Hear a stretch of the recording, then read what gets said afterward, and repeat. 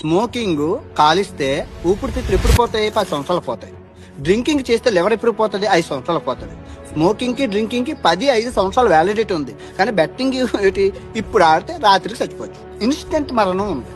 Smoking drinking injuries to health, కానీ betting kills your life.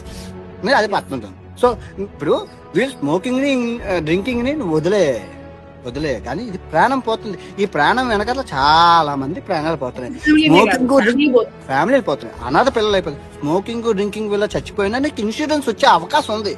గుండె నొప్పి లివరు ఏదని. కానీ కిల్లింగ్ వల్ల చచ్చిపోతే ఇన్సూరెన్స్ లేదు. ఇన్సూరెన్స్ రాకపోగా, డబ్బులు పోకపోగా, కుటుంబం నాశనం అయిపోగా, ఏటి కర్మ.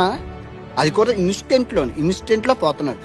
గవర్నమెంట్ మటుకు చేద్దాం చూస్తున్నట్లు చూస్తుంది. ఆడెవడో వస్తాడు, నేనే అన్నిటికీ మాట్లాడాలంటే నేనేం సూపర్ హీరోనా, స్పైడర్ మ్యాన్నా?